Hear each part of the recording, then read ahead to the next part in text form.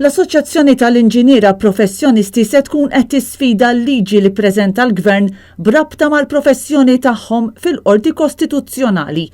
Dan wara li l-Gvern naqas għal kollox li jikkonsulta magħhom dwar tibdil fil-liġi li tirregola il-professjoni tal-inġiniera.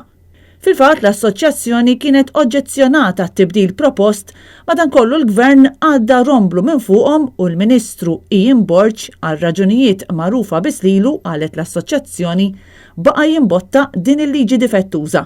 Da minkejja li l-istess Assoċjazzjoni kienet fetħet mandat ta' inibizzjoni dwar dan. L-MAP qalet li l-Oppożizzjoni kienet ivvotat kontra dawn l-emendi iżda din il-liġi għaddit xorta bil-maġġoranza tal-Gvern. Issa Ian Borch se jkollu jwieġeb għal dak li jagħmel fil-qrati, tennit l-Assoċjazzjoni. L-MAP qed tgħid li bl-emendi fil-liġi li jrid il-Gvern, il-professjoni tal-inġiniera kif ukoll is-soċjetà kollha Maltija se jkunu qed ibatu.